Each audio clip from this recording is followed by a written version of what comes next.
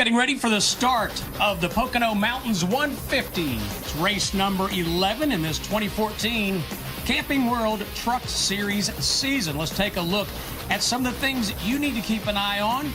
Number one is strategy. It's not just the track that's tricky, and restarts can be perilous here on this big super speedway. And hi, everybody. I'm Steve Burns. Thrilled to be alongside Phil Parsons and Michael Waltrip. We'll start with you, Phil.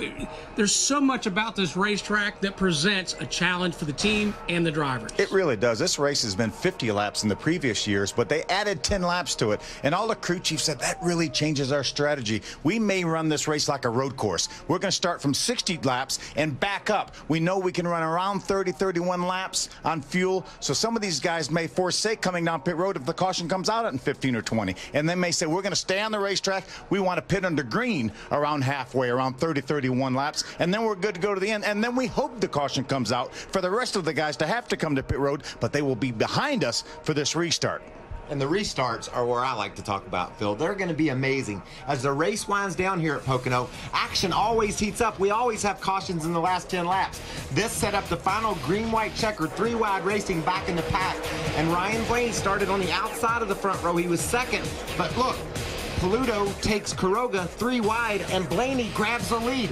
That was the move that won the race. But look how they spread out. Look at all the action we're going to see on these late restarts. I can't wait for them, guys. It's going to be fun. And the numbers, the trends, whatever you want to call it, they all indicate to a great finish to the race. We've had 4 previous races here at Pocono. As we said, we've never had a repeat winner. And it's going to be the same way today, and you won't know. I love Phil's strategy, but all that strategy goes out the window when they line up for that last restart. And Phil, to your point, we hope something's going to happen. We hope our strategy works, but it may not. It may not. We may see guys shutting the engines off on the pace lap, saving gas. All right, let's go trackside to fire the engines. And now, for the most famous words in motorsports, please welcome your grand marshals, the Pocono Raceway Kids Club members.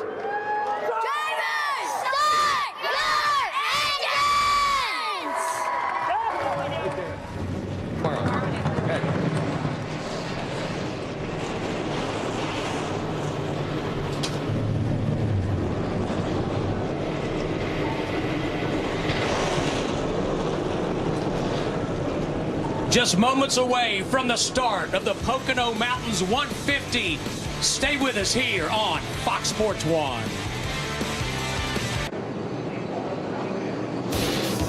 And the trucks are underway here at the Pocono Raceway. 60 laps, 150 miles for these Camping World Truck Series competitors. And we take a look at the track description, and I'll refer to Phil and Michael because you guys have raced here a lot.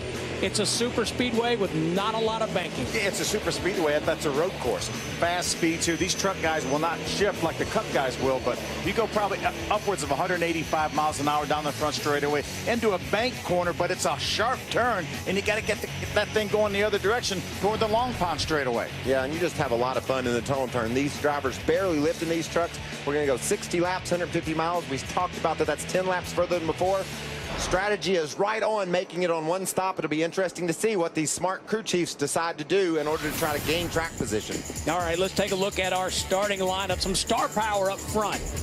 How about the 2 Sprint Cup Series rookies, Kyle Larson and Austin Dillon? They battle every Sunday. Why not do it on Saturday? I hear you. And a great run for Tyler Reddick and Ben Kennedy. Both those young drivers trying to take on the Cup Series regulars up front. Timothy Peters trying to bounce back from a couple tough weeks.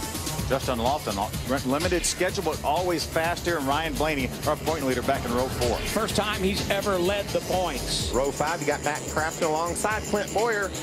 Oh, Boyer, hey, what are you thinking? How you feel? You got this figured out? 3 laps in it so far, but that's a lot of fun. I used to love running these trucks. It feels good to be back in them. They race good. They draft good, which is fun here. No shifting. Just worry about hitting your marks and passing these 9 cars in front of me. Or trucks. They're trucks. Yes, they are. They're trucks. Try to tell people at home what it's like to hit that turn 2, the tunnel turn. You truckers treat it like it's just a kink. No brakes, barely off the gas. How intimidating is that? isn't too, Daniel, but a lot different in this truck. You can bury it off in there. They got a lot of drag. You don't use a lot of brakes. Whereas in that Cup car, you bury it off in there too far, you're in trouble. You got to downshift and do a lot of shifting, so use a lot of brakes. Just fun. Let this thing hang out. They like to be sideways. Like I said, the drafting's going to be premium. We're going to have a lot of fun. Well, I expect to see feathers flying off that chicken machine. You have a fun time out there, buddy, and we'll be watching. Thank you, man. He's excited as we are. Oh, this is a good event. This is a fun event. All right, guys, let's take us through the onboards. We're going to ride along with Bubba Wallace. He was our winner last week on the dirt at Eldora, and he will start his Toyota Care Toyota from the 15th spot. Let's hop on board with our defending series champion, Matt Crafton, the 38-year-old out of California. Has 2 wins in 2014 already. He rose the Menards Rip-It Toyota off from the 9th spot. Last year's winner at Pocono, and our point leader Ryan Blaney will start his Cooper Standard Ford from the 8th spot. Boyer talking about having to pass those 9 other trucks. This guy didn't have to pass anyone. Our pole sitter in the cartwheel by Target Chevy. Toyota has won every race this year, and they brought Kyle Larson here, Chevy did, to change all that. That's his only goal, win this race, and he's going to start from the pole. For some final thoughts on pit road, we go to Hermie Sadler and Ray Dunlap. We start with Hermie. Well, Steve, Thursday did not go well for Timothy Peters in Team 17. In pre-practice inspection, NASCAR officials confiscated the carburetor base plate off of that Toyota. Now, he never went on the racetrack with it. They were allowed to replace that part and go through practice on yesterday, qualifying today. All has been good. NASCAR says any potential penalties will be announced on Tuesday. Now, this team really needs a turnaround weekend. He was once the points leader in this series. Now he's back to 8th. A series of bad finishes has dropped this team back. They want to get back on top, and that could start with a great run here today at Pocono. Ray? Hermie, just moments ago, Michael mentioned that Matt Crafton has 2 wins for the first time in his season, and all year long he's been right there in the points race. Now he's just 4 points back, but this is a great racetrack for the 88 team to come to. Matt Crafton is the only driver that's been in all 4 races here and got a top 10 in each of those events. His average finish 5.7. This year his average finish is 8.6 throughout the year.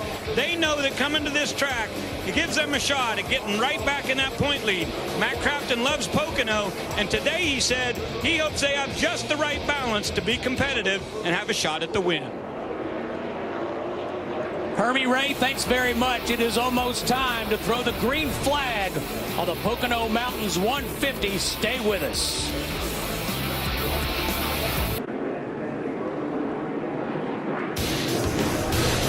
Pace truck off. Norm Benning, Herman Quiroga, Jennifer Jo Cobb, Kyle Martell, Todd Peak among those having to go to the rear for unapproved adjustments. Green flag here at Pocono. Michael, pretty interesting. Kyle Larson chose the outside for this initial start. Yeah, we saw in the piece before the race that the outside won the race a year ago. Kyle obviously knew that, decided that's where he needed to be, and he grabs the lead down into turn 1. They started to fan out going into turn 1, but they quickly got back in line. It narrows up a little bit down there when you get to turn 1. See, Timothy Peters, the 17 on the inside, was looking for a spot to get up high. Wasn't able to do it. In front of the 20 truck of Justin Lofton, slots in behind him. Clint Boyer down on the inside of Ryan Blaney, racing inside the top 10 on the first lap.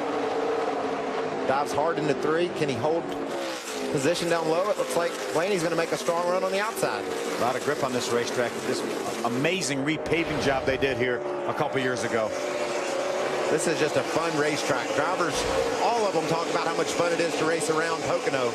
Look at the side draft. You see Blaney moving over by the yellow truck of Boyer, just trying to slow Boyer's momentum. Is that Joey Coulter thinking about going in between them there for a moment in that 21 truck? Oh, Blaney, a little bit loose through the bumps down there.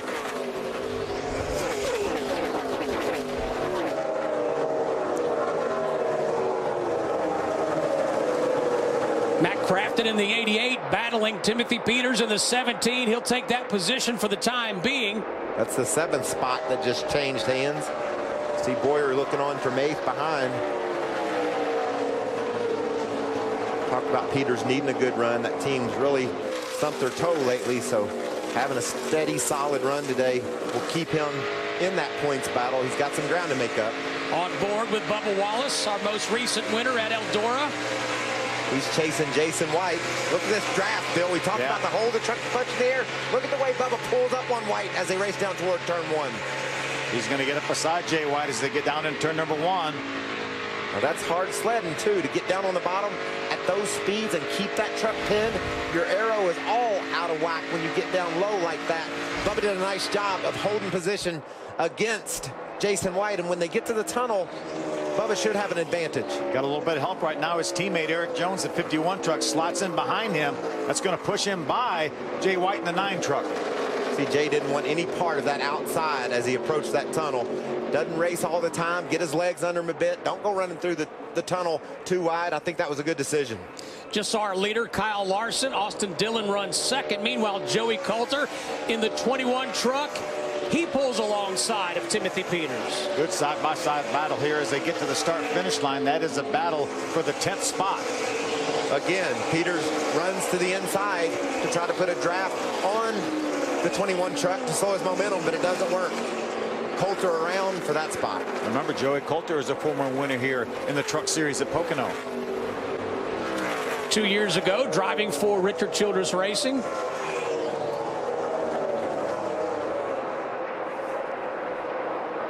Joe Nemechek in the number 8 truck.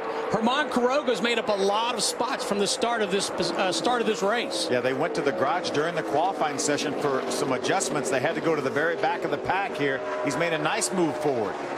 Yeah, racing along there beside Nemechek. That's Mingus. TJ Bell in the 50 truck and Brian Silas in the 99. You remember a year ago we showed the restart. This truck, Armand Quiroga, was leading on that final restart, and Brian Blaney stowed the lead away from him and won the race. But Quiroga's been close this year to victory, and he was close here a year ago. Look for him to continue this march through the field. But Quiroga had a runner-up finish this year at Gateway to Bubba Wallace. Quiroga up into the 18th position. Boyer's looking to take away the 6th spot from Justin Lofton. Look to the inside there briefly. Isn't going to make it work. Lofton was all over Sauter up ahead. That's a 4-truck battle that's really bunched up. You know, you got to think that Boyer will just get better and better as this race goes on.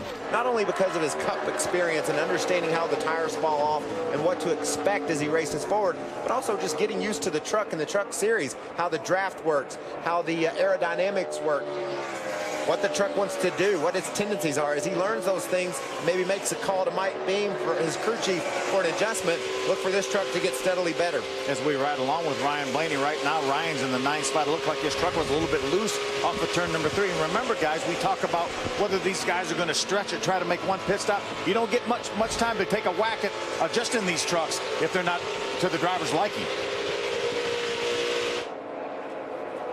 Kyle Larson continues to lead. In fact, it's 3 Chevrolets at the front. Larson, Dillon, and Kennedy. Let's go to the Fox Sports 1 News Update now with Lindsey Beery.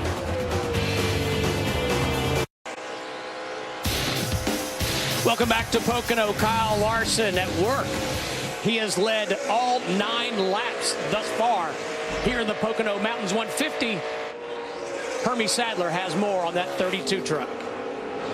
Well, Steve, it's been smooth sailing for the 32, and Kyle Larson since the drop of the green flag. He did report, however, his truck is a little bit tight on the exit of turn 3, which leads to the long straightaway here at Pocono. So look for some air pressure adjustments on the 32 when he comes to pit road. Now the 3 of Austin Dillon, he has been in 2nd spot. He's reporting to his crew chief, Nick Harrison, that his truck is tight on all 3 corners on the exit for Austin Dillon. So these guys looking for a few adjustments, and both of these trucks, the 32 and the 3, started saving fuel when they announced to start their engines. The 32 cranked it up, turned it right back off. The 3 never cranked the engine until they started rolling down pit road. And you know, guys, with this lead that Larson has and Dillon in pursuit, they can save some gas. This is a racetrack where you might mat the gas exiting the corner, get it going down the straightaway, and maybe roll off to about 80% on the throttle just to save a little fuel along the way. We know it's right on the border of making it in one stop, so they've got to be conservative early in the going. Maybe try to get out to 31, 32, maybe even 33 laps, Phil, in case there's that green-white checker later so that they can make it to the end. Battle for 7th right here. Ryan Blaney on the move, trying to get by the 98 of Johnny Sauter. You can see the yellow truck up ahead. Boyer got around Sauter and Lofton when we were at break. It looks like Blaney is going to be able to do the same thing. Blaney, Boyer, those trucks are really moving forward. Matt Crafton has lost a couple of spots, so he'll be definitely looking for an adjustment. Good run through the center of the corner. Blaney's going to pull up beside of Sauter as they exit turn 3. Man, that's a good feeling when you can get that left front of that truck down on the bottom of the racetrack, get a little air on that nose, which helps pin it, and then try to make the pass. But really strong Toyota horsepower there on the straightaway. As you see, Johnny Sauter was just able to drive away from Blaney when they got going straight. That's the best place to handle down the straightaway, especially at a place like Pocono. And that Toyota looked to have a lot of power under the hood. So Sauter slams the door on him. I guarantee you Blaney thought I got him when he made that move to the bottom exiting. And Johnny said, okay, we'll see about that. I don't think so. You know, we were on board with Ryan Blaney. Maybe Matt Crafton pulled out to align himself with his teammate Johnny Sauter, and then maybe that's why Ryan Blaney lost a little momentum down towards the end of the straightaway. We'll see if he can make a repeat. That's him, Blaney up in front. Crafton here. He was able to get to the bottom of the last lap. You can see right through the center a lot faster than Johnny Sauter. It's going to be a replay of the last lap. It looks like really closing in on Sauter on the exit. Yeah, these guys find themselves about 12 seconds behind our leader right now, Kyle Larson. Ray Dunlap. Matt Crafton has said on the radio, guys, that he's tight center off. And during qualifying, he said in the second round they were just a little bit free. And his crew chief made a slight air pressure adjustment on the right front, and he said that truck went way to the tight side. He said he can't believe how finicky the balance is, but right now, tight center off, especially in 3.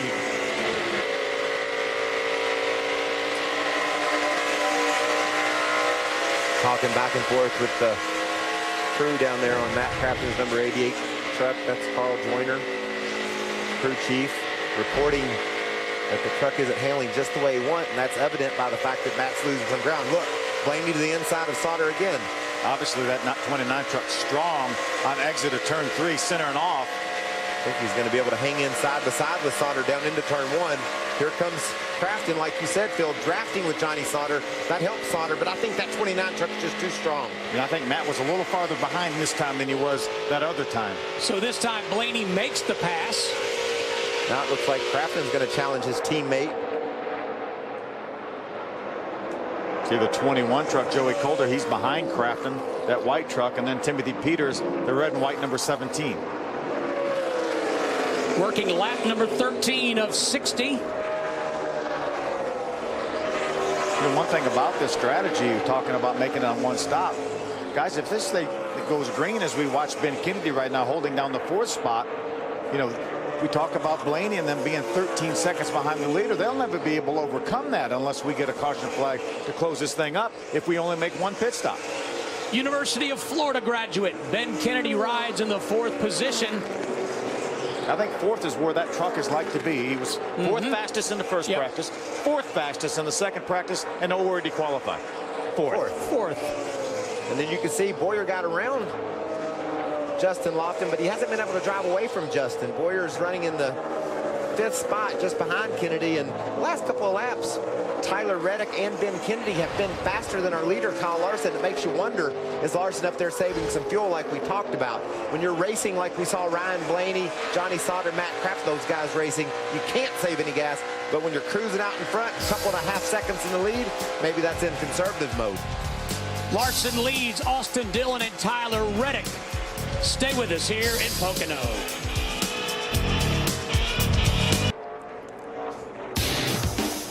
First caution of the day comes out on lap 16 for Ray Black Jr. in the 08 truck. He was running in the 26th position.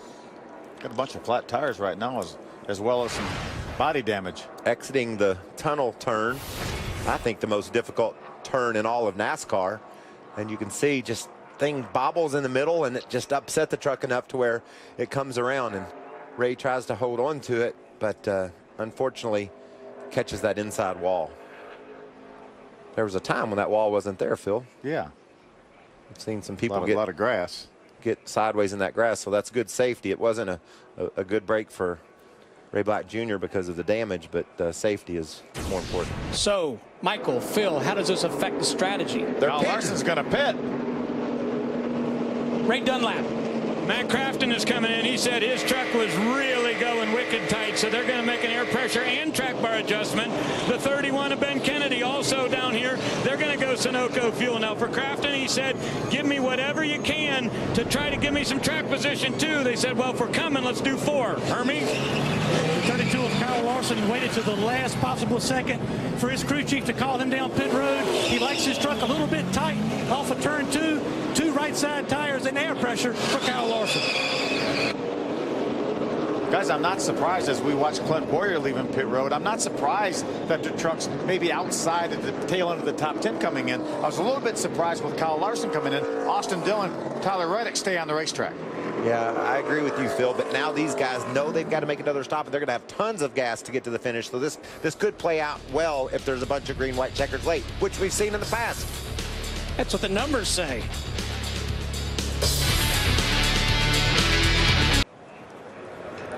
Coming up next, live coverage from here in Pocono Raceway continues with all the news and highlights of today with NASCAR Live. Coverage begins next right here on Fox Sports 1 and streaming live on Fox Sports Go. Fox Sports is your home for complete NASCAR coverage all season long. Let's go to Hermie Sadler. Well, Steve, the 51 of Eric Jones came down pit road, one of the few trucks on my end of pit road that did make a stop. He has been really inconsistent in turn 3. It's a long sweeping corner. This is his first time at this racetrack.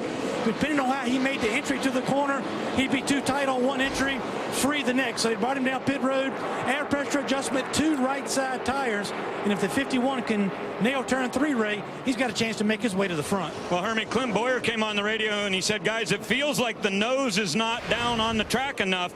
So when they pitted, they put 4 tires in, made a wedge adjustment, and also added a spring rubber in the right rear. Hopefully that'll help pin the nose just a little bit and get him through the center. Now for Ron Hornaday, his number 30 truck was loose. He said, guys, I need to be tightened up everywhere. So they put on 4 tires and made some major adjustments for that Ream Chevrolet.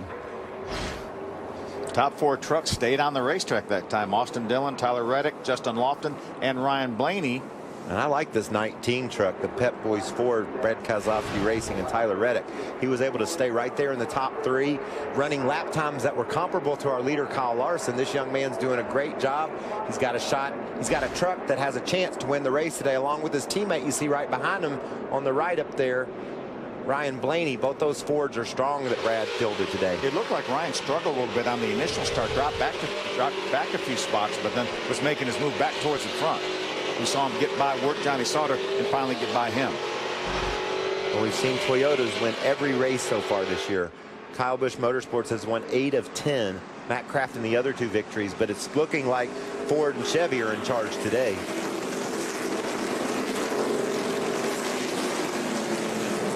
So just one caution here at Pocono Raceway. The pace truck is off. Austin Dillon, Tyler Reddick side by side. Green flag. Watch for them to fan out. Get some runs and use that draft to try to make some moves. There goes Johnny Sauter to the bottom. Easiest time to pass him is right here. You see Tyler Reddick move over to block Justin Lofton. Lofton had a strong run on Reddick, but he was able to block him off. But Reddick's going to get loose. Oh, what a save. What a save, and was Austin Dillon lucky, that 3 truck on the outside. Well, I think Austin Dillon, look at them spread out there, 4 wide. A huge push going into 1 there. How about Eric Jones inside of 4 wide? Look how fast Bubba Wallace went around the truck that was hung on the bottom of Kyle Larson. That was amazing. Now look at Larson battle back on the inside. He's going to get around 1 truck. He's going to look to the inside of Timothy Peters.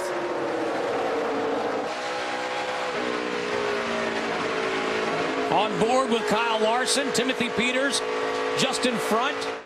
Realize this is the first time that Kyle Larson has been in traffic. He started from the pole, led every lap till the caution flag came out. Right on his bumper as they head down to turn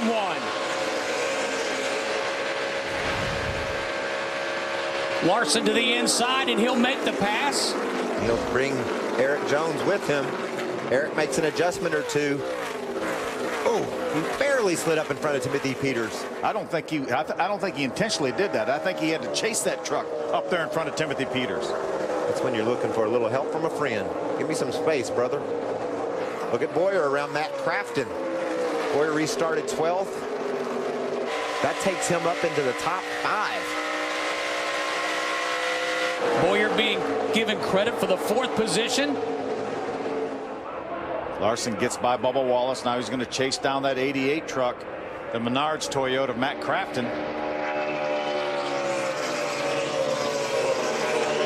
Look at him snaking down the front stretch. That's a cool view, isn't it? Austin Dillon started all that when he dove to the bottom to try to break the draft, and everybody just followed along. How about that move on the restart for Boyer from 12th to 4th here? Although he's not able to shake Matt Crafton, and here comes Kyle Larson. So Boyer's getting ready to see what it's going to take to win the race. And that's when this number 32 cartwheel by Target Chevy gets to him. So Larson underneath Crafton, and he puts Clint Boyer in his sights. On board with Crafton.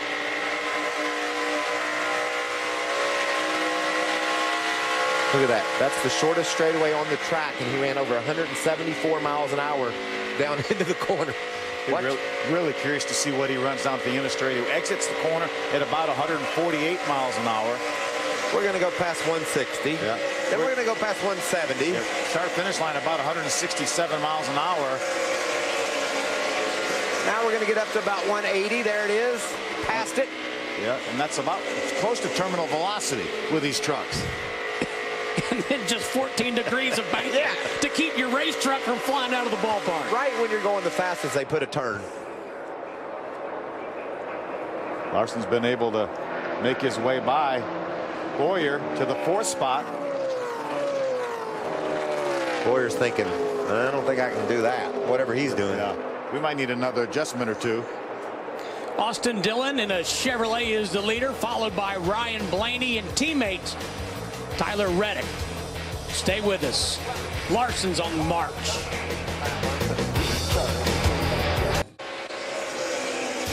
The Kyle Larson Express is on the move. He is the fastest truck on the racetrack, and he has just gone by 2nd place Ryan Blaney. Looked like he got a little bit loose there on exit or number 1 after he got by Ryan Blaney. Ryan may have pulled up on his tailgate or something, maybe made him a little bit loose, but that truck is fast. Yes.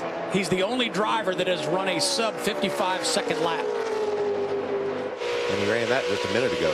You know, Steve, Michael and I were talking a few minutes ago that Kyle Larson pitted. We were a little bit surprised as fast as his truck was, but as fast as his truck is, he can do about anything. He could have any structure. He could have stopped, stayed out, or whatever, as fast as he is right now. Let's see when he makes the move around Ryan Blaney, how loose he actually gets up off turn 1. You can see pretty well sideways. And Ryan really wasn't that close. I thought maybe he drove up on his tailgate. That was not the case. You know, you look at a truck like that. Let's listen inside, see if we can hear him sliding.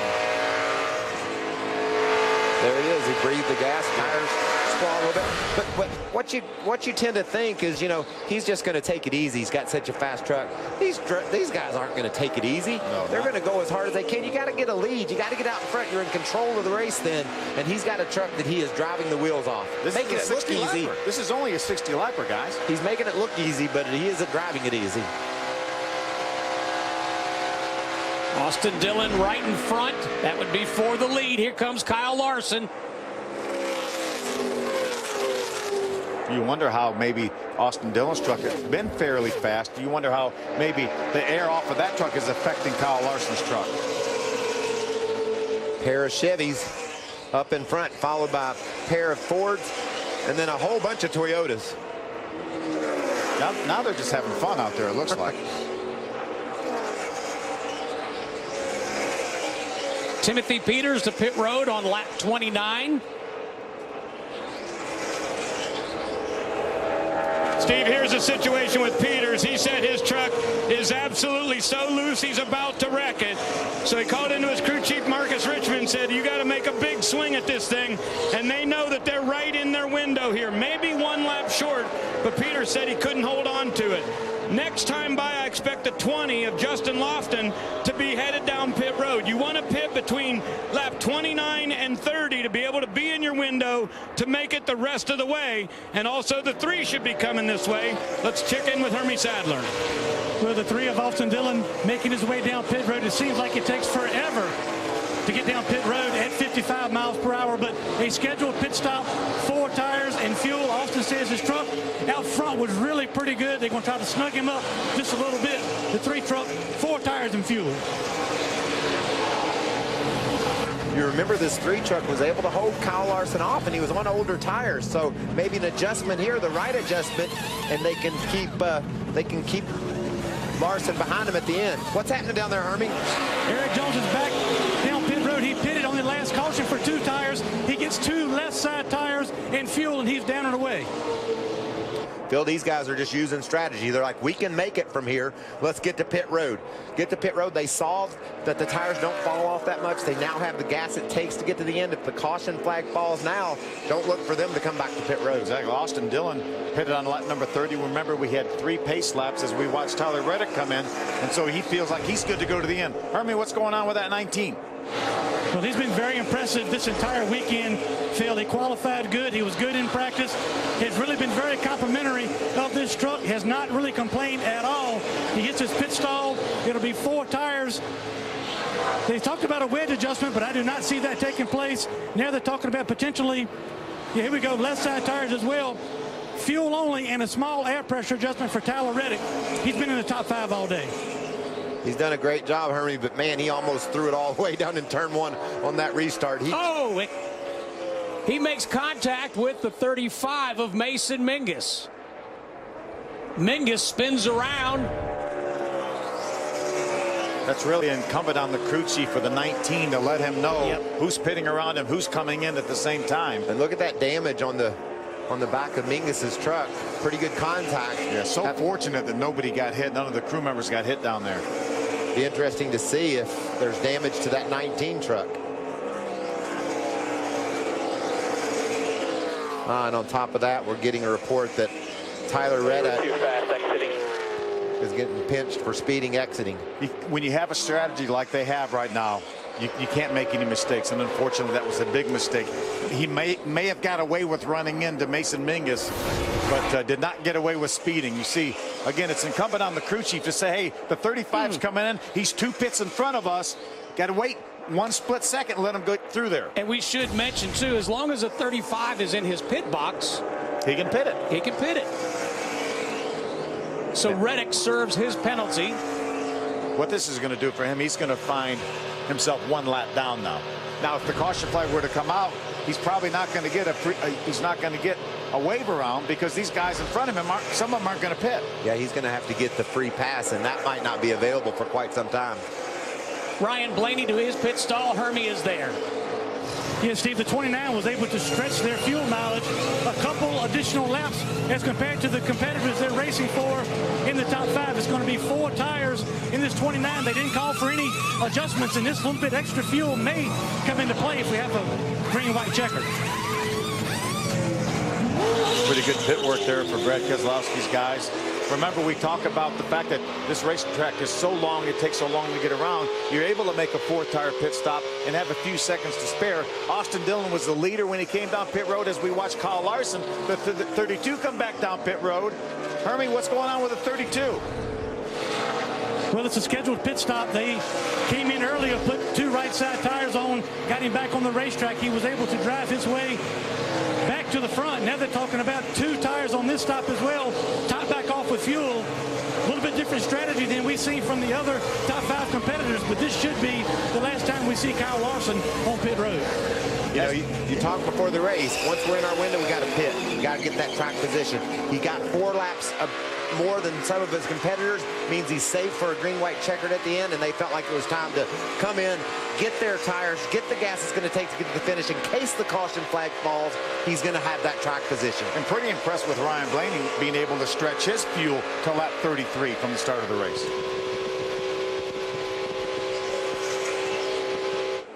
Clint Boyer is the leader in the 0-5. He's followed by Matt Crafton, Johnny Sauter. It's 3 Toyotas at the front, followed by a couple of Chevrolets, Coulter and Kennedy. Stay with us here at Pocono.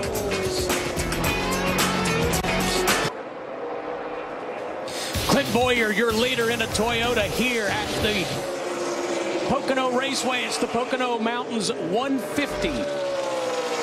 Breaking story, Steve. Trouble for Kyle Larson. The guy that we thought hands down was going to win this race. Listen. We can try cut it off and restart it down the front stretch, Derek. 10-4. Trouble under the hood. Yeah, I listened to that truck as it came by our broadcast position here, and it did not sound right. I shut it off and restarting it here down the front. All right.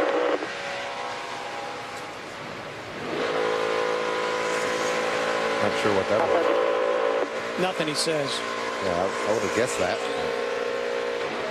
I'm sure he's already switched to the second ignition box, trying to see if there maybe it's an electrical issue, but you can see the black truck just ahead of him there. That's Brian Silas. Silas drove around him, so obviously he isn't up to speed. Hermie, what are they saying? Well, just like we've been hearing on the radio, he's really trying to decipher exactly what the issue is. There's no oil smell inside of the truck at this point, so they think it may be some type of an electrical issue, but he has switched boxes inside of the truck to no avail, so we'll see if he brings it down pit road. They're probably going to have to go under the hood and see if there's something they can fix on pit road, but tough break for the 32, Ray. Wedge adjustment for the Zaxby's Toyota of Clint Boyer as he'll take right side tires only. When they pitted the first time down, it was a 4-tire stop. He said he's still just a tiny bit tight. Back to the racetrack goes the 05. the 88 of Matt Crafton will inherit the lead, so that'll be a bonus point for him. And right now, Tyler Reddick is behind Ben Kennedy, and Kennedy's running in the second spot. Reddick's the first truck a lap down. He's got a really fast truck. To catch a break here, here comes Crafton to pit road. If Kennedy were to pit, that would put him back on the lead lap, and he might be able to rally late in the race because he is one of the fastest trucks. With the 32 having problems, this opens this race up to a lot of competitors that can grab the win, like Matt Crafton, Ray. Lap number 40, he comes down pit road, and guys, that was a calculated effort. They had known exactly where Clint Boyer was. As soon as Boyer came to pit road, they wanted to go out and lead a lap. That'll give them those bonus points. Right side tires go on. They put Sunoco fuel in, and Menard's Toyota Tundra back to the track.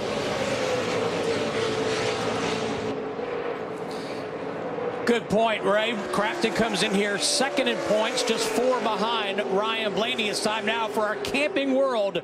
20 to go. It's young Ben Kennedy in the lead. And the complexion has really changed here, Steve. Absolutely. With the 32 truck having problems, Kennedy taking the lead. We've seen that truck be really fast all weekend long. Tyler Reddick is behind him there. He's a lap down. Can he get around Kennedy back on the lead lap and have a chance to win this race? Guys, I don't think we can count out Kyle Larson yet. He's having some issues, but right now he's still the top running truck that can make it the rest of the way. Everybody in front of him pitted on the caution on lap number 18. He's all the way up to the 8th position right now, only 23 seconds behind our leader. Right there, that 31 truck of Ben Kennedy, and we know that Ben Kennedy has to come to pit road again. You saw the 19 of Reddick. He was, remember, he had to serve a penalty, so he was a lap down, 21st. Back on board with Kyle Larson. Larson, the last time by, ran a 55.83. Our fastest lap by any of the other competitors was Austin Dillon. See how that truck struggles down the straightaway? Yeah, that's Clint Boyer. That is a battle for position. Now Clint Boyer is a top running truck right now that we know can make it the rest of the way on fuel. Hermie, what's going on with Kyle Larson? Well, they were hoping, Steve, for a couple laps that it was some type of electrical issue. As you can see, really a lot of speed through the corner with this 32, but the problem is once they get on the straightaway, the speed levels out and he's not able to keep up. You'll watch Clint Boyer drive right back by. Crew Chief Mike Hillman Jr. just said it's blowing up. We just do not know how long it's going to run. Yeah, you can hear it. We could hear it as it went by our broadcast position once again. There's Austin Dillon, the 3 truck, going by as well. He's just a sitting duck out there right now. So fast through the corners, but nothing he can do about it down the straightaway. You talk about the fastest or the front-running truck that is pitted, Boyer, but the fastest truck that's pitted is Austin Dillon. He is closing in quickly on Boyer, and he was running second to Kyle Larson earlier. Could be a big day for Austin Dillon.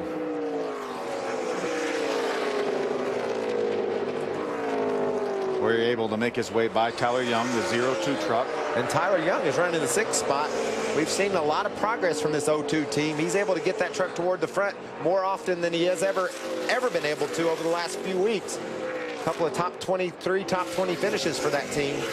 Actually, his last 6 finishes have all been 20th or better. Yeah, it's solid. It's good to see that progress for Tyler.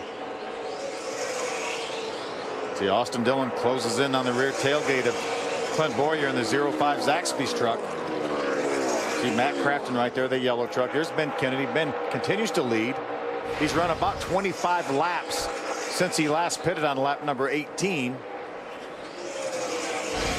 Tyler Reddick continues to run right behind him. Again, the first truck 1 lap down. He would be in position now if the caution were to come out to get the free pass. He'd like to just go ahead and take care of that now and get by that 31 truck. My pit, 19 out back, knows you're coming to pit road.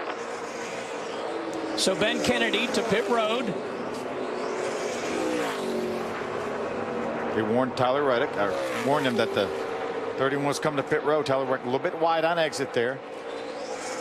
Tyler's just driving that thing for all it's worth. You can't get around the leader too soon if you're a lap down. You know, that fixes a lot of problems if you don't have to take the free pass. You're able to race your way around another truck.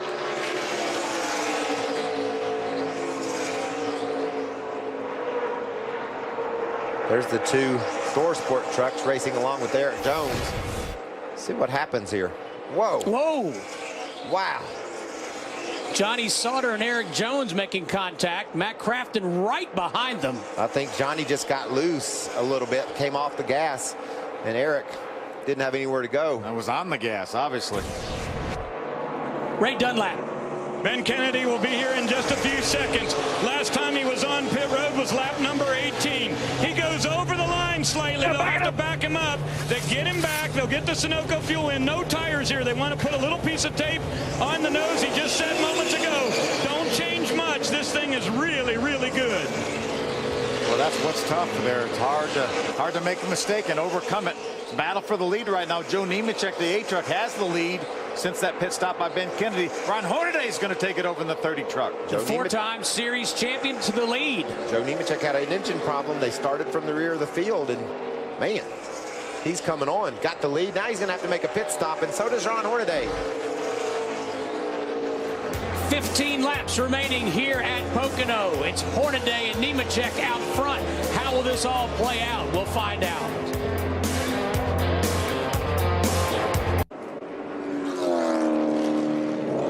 The caution came out for the 2nd time with 14 laps remaining.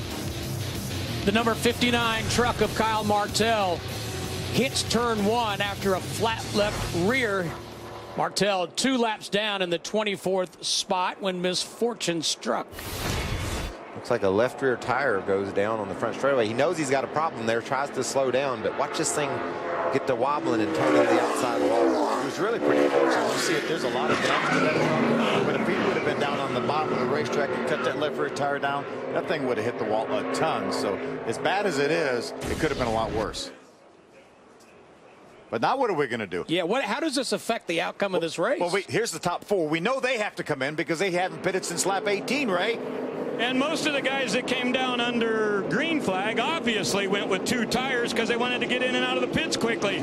But now you've got the option to go with 4, and that's what Hornaday's guys are going to do. Remember, he was very, very loose earlier. They'll make a track bar adjustment on his Rheem Chevrolet. Give him 4 and plenty of fuel. Hornaday will have fresh rubber all the way around. Hermie? So, Ray, the 32 of Kyle Larson is on pit road. This is basically going under the hood to try to see if it's something, a quick fix, potentially a plug wire or something they can fix on the racetrack with the 32. Obviously a great truck, but not running the full song. So right now they're just hoping it's something they can repair and get this truck back up front. It was a promising day for Kyle Larson. Obviously had the fastest truck here, but it won't end well. Well, if they could find a bad plug wire or something like that, he's going to lose a lot of track position. We have 22 trucks that'll be on the lead lap for this restart. It's going to be fun to watch him go through the field, even if they don't fix the problem. He's faster than a lot of these trucks, but if they fix the problem, he'll be on a mission for these last 10 laps or so. But the only hope they have, Phil, is to find a bad spark plug wire. Find a cylinder that's dead and see if it's the wire, or take the plug out, see if the plug's faulty. But you know, the great thing about this track is so big, it takes a couple, 3 minutes for the trucks to come around behind the pace truck. So they've got a lot of time here to diagnose what might be wrong and apply some repairs if possible. They don't look like they're overly energetic about getting it fixed. Well, today it's baseball's premier rivalry as Derek Jeter and the Yankees will be in Boston to take on David Ortiz and the Red Sox with special coverage beginning at 3 p.m. Eastern only on Fox Sports 1, streaming live on Fox Sports Go. Big Papi. Big Papi. Hermie Sadler. This terminal for the 32, nothing they can fix. It's a valve spring, or as the engine tuner from Hendrick Engines reported, something under the valve spring. So it's a terminal engine issue for the 32. Tough break for these guys. Dominant truck in practice and qualifying. Sat on the pole position. As we said, he's on the pole for tomorrow's race, but what a fast truck they've had. Fun to watch him race this truck for sure. And I don't think he's given up on getting a decent finish here for this 32 truck. Now, he's not going to be able to contend for the win, but it wouldn't surprise me to see him race up there close to the top 10 here. So we're under caution for the second time here at Pocono. Boyer, Dillon, Blaney, and Eric Jones in the lead. Will be back to finish.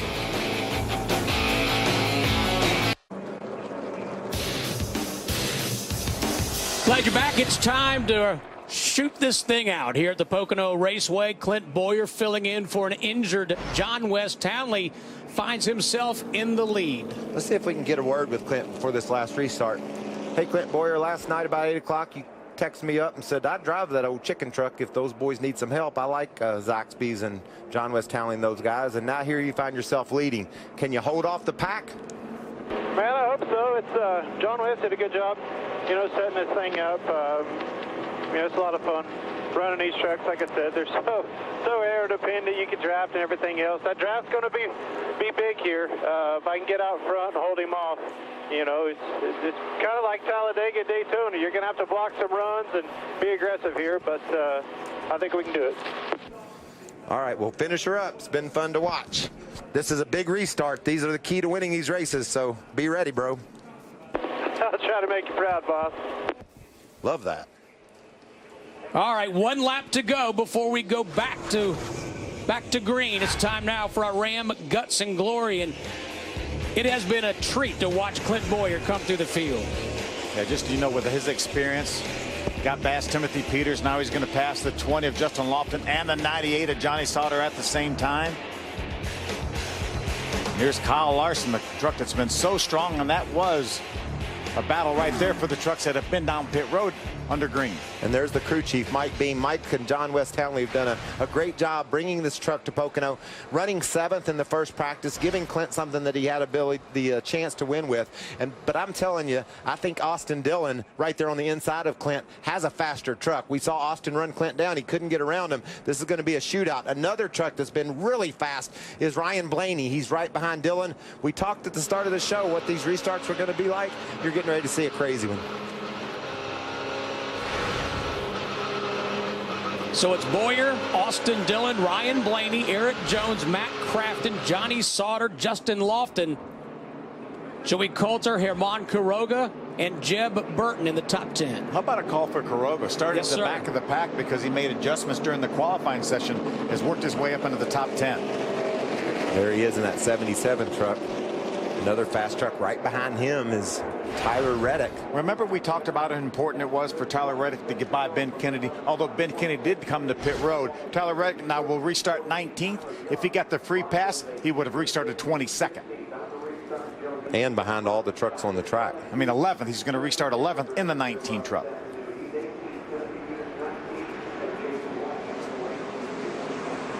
This is This is the biggest moment of the race so far. Obviously, Kyle Larson having problems to set this up. But these guys, all those front 6 trucks have a chance to win this race.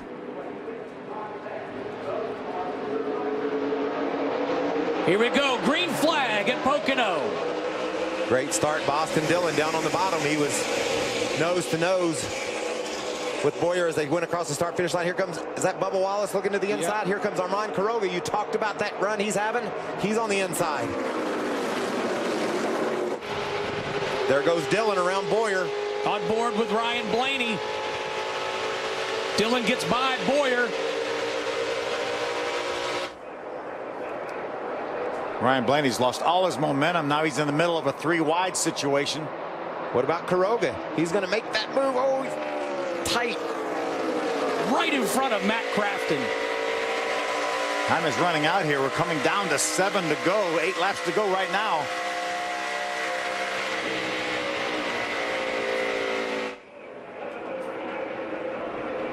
Former series champion Austin Dillon has the lead, followed by Boyer, Eric Jones, and Johnny Sauter. Look at this snake going down the front straightaway.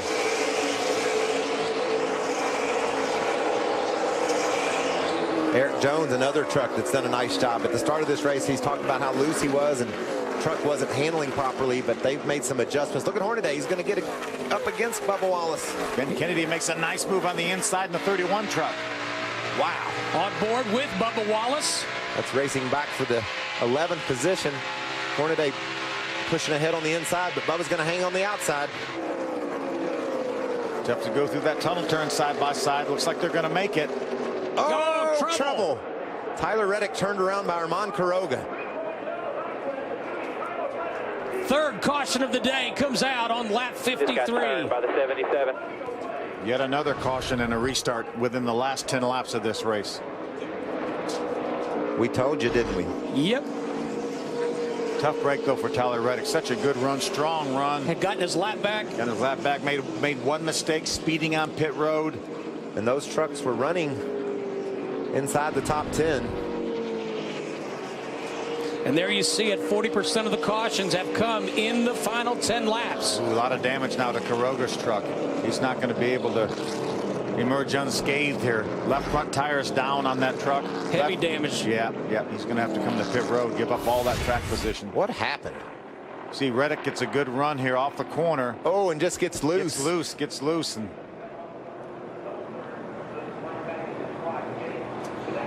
I don't know if Quiroga was trying to regain control of his truck or said, you run into me, I'm going to run into you back. Let's take a look from Ryan Blaney's perspective.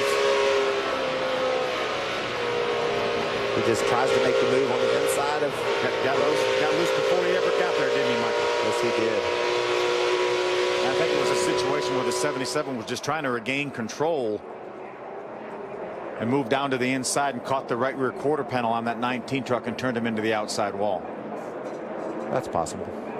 And that was a battle for the 6th position. Both those guys have done a great job all day long, but we saw Reddick, you remember earlier in the race when he dove into turn 1 on that restart, got loose on the bottom. We know how tough it is to hold your lane on the bottom. Tyler Reddick, a young man, not having many super speedway starts, isn't used to that feeling. When he dove to the inside, he said, I'm sticking good, I'm going to make this move. All of a sudden, that truck sideways. He had no idea how important the arrow could be right there off turn 2. And we're inside of 10 laps to go. He knew that was a position, probably a finishing position, so he was going for it. Yeah, and he had a really fast truck. You said he restarted 11th, and he'd already raced his way up to trying to take the 6th spot away. So obviously a fast truck and a disappointing end to a promising day. And Quiroga to pit road as well. As Phil pointed out, a lot of damage to the left front of that Toyota Tundra.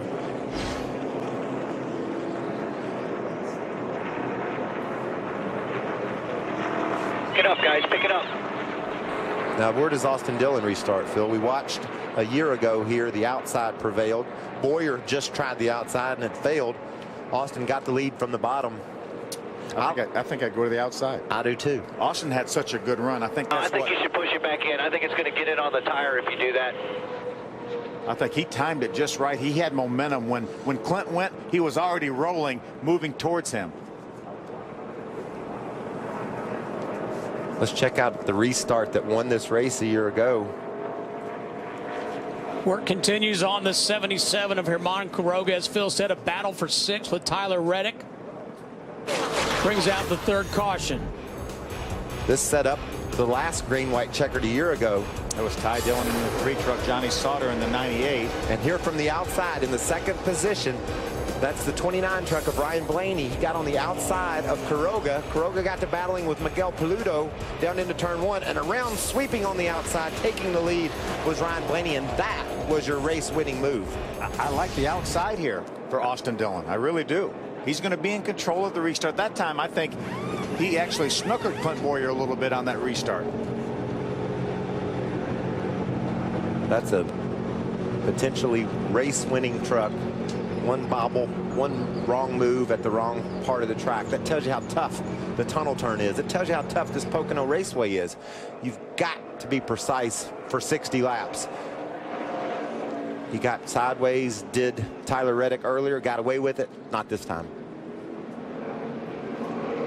And these drivers will be shown the 1 to go as they cross underneath the start-finish line. Hermie Sadler.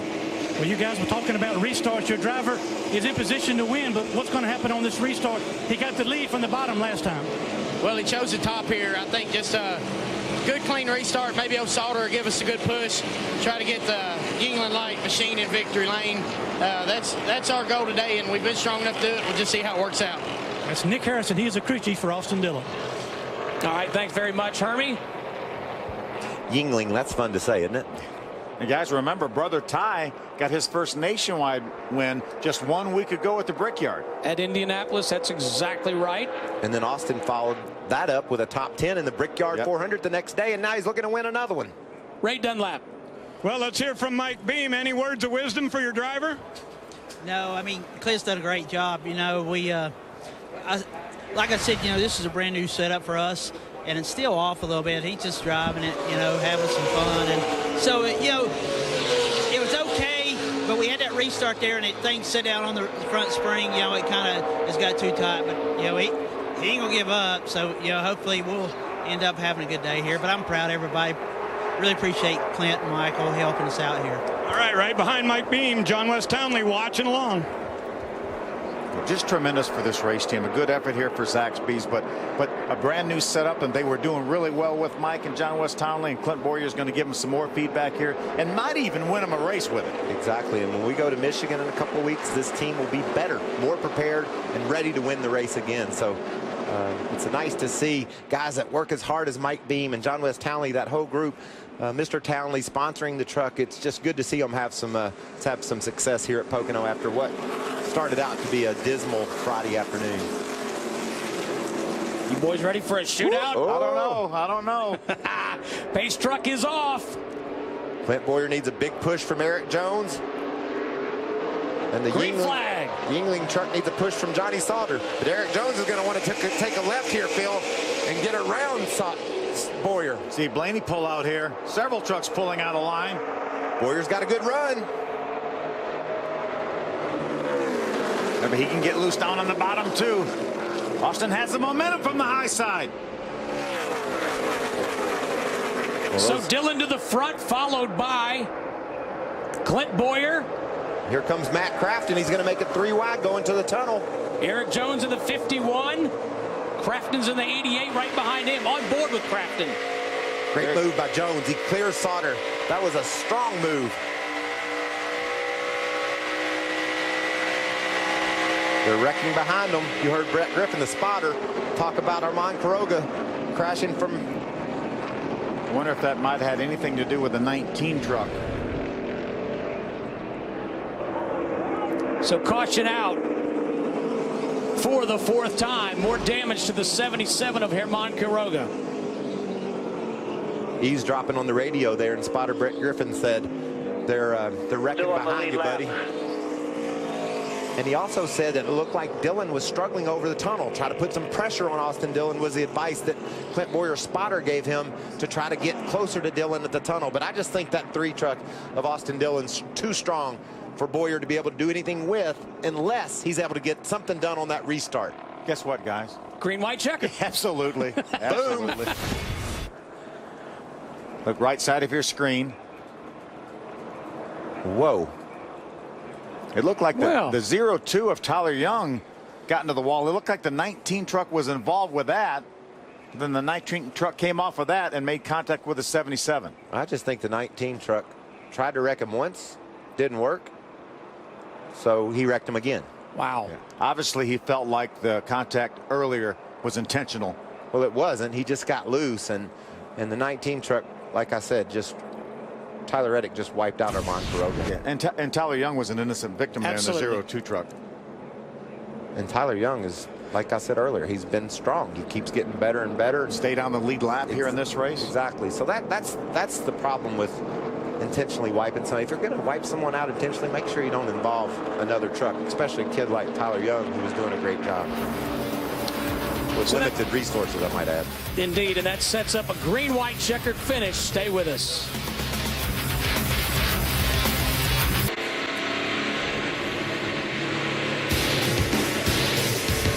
Back at Pocono, drivers being given the 1 to go signal from the flag stand. Sorry, 2 laps to go. Also being told that Tyler Reddick in the 19 is being held for 2 laps by NASCAR. He's actually going to the garage area for rough driving, and he is being parked, we're told, and he will report to the NASCAR hauler after the race. Yes, and NASCAR usually isn't in any hurry to get to you. They make sure they get all their business done, the things they got to work on. Get everything cleaned up.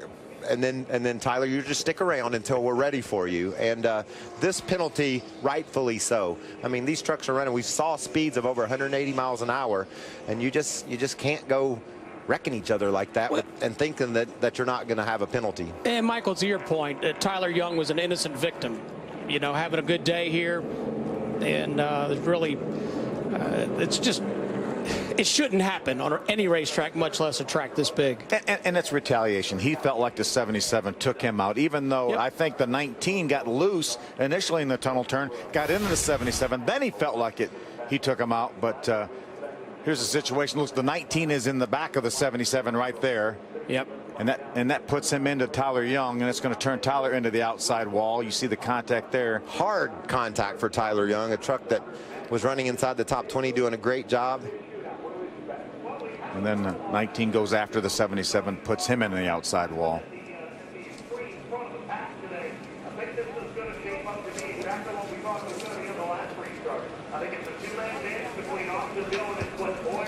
So Tyler Reddick to the garage area for rough driving. And Tyler Young to the garage area with a crashed truck. Yeah. And we got to do it again. One more time, we got to do it again. Now we get the 1 to go signal. And just a reminder, when we are finished, we'll be going back to Charlotte, North Carolina. NASCAR Live with John Roberts. Let's go to Hermie. Well, Steve, the 3 of Austin Dillon obviously in great shape to win this race, but if we go beyond this first green-white checker, potentially a fuel concern for Austin Dillon. He was on pit road on lap 30. Now, we've had several caution laps, and he's gained 5 or 6 laps of green flag availability with his fuel, but if we don't get it done this time, we could see people starting to get nervous in the 3 pit, Ray. Very, very clean and green for the 05. Last time that Clint Boyer was down was 39, so they've got plenty of fuel in their Zaxby's Toyota. No worries about fuel.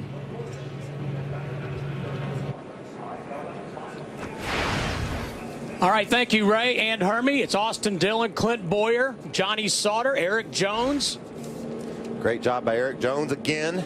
In position to win a race, had a truck that he didn't like the handle of early, and now he finds himself right behind Boyer with a chance to take these boys 3 wide down into 1, Phil, and we know Eric Jones isn't afraid to go 3 wide or hit the gas. And continues to impress her, that young driver, just now 18 years old. Just graduated from high school. Graduated from high school. 2 wins already under his belt here in the Camping World Truck Series. Matt Crafton right there. Knows the point lead is on the line. He's currently tied with Ryan Blaney there as they run on the track. Yeah, we like saying that, don't we? We do.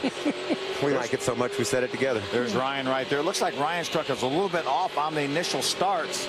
Then it gets better and better, but we're not going to have enough time. He's going to have to go here Joey Coulter having another great run right in front of him in the 6th spot.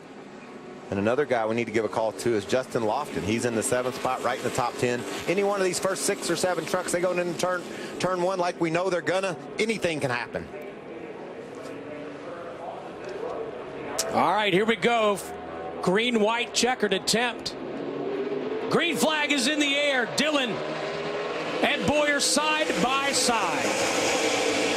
Looks like a huge push at first by Johnny Sauter on. Look at, they're going to all clear Boyer.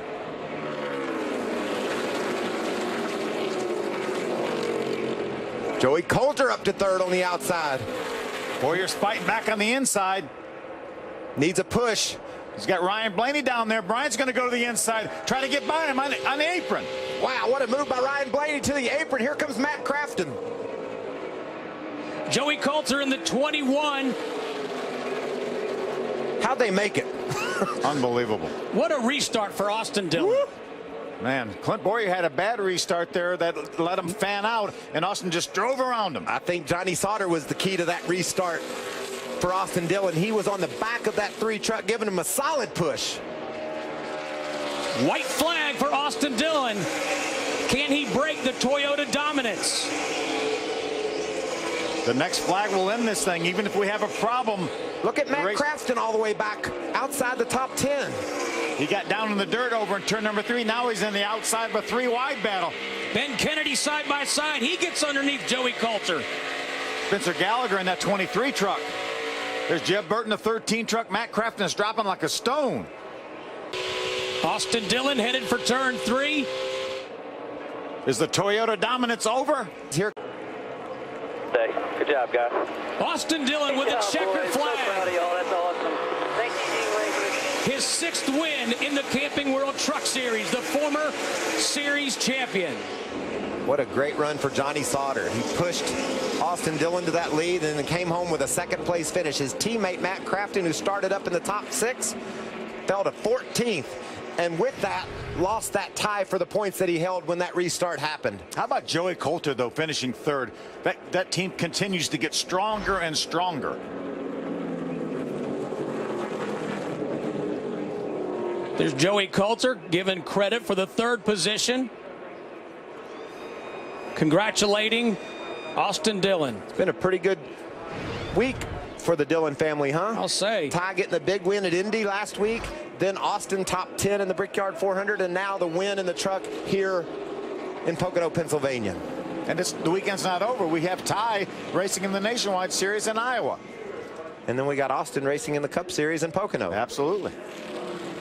Great family. I love Mike Dillon and Tina. They just, those kids are so respectful and so thankful of their opportunity to even race in NASCAR, let alone when they get the win. It's a wonderful family. Hermie Sadler.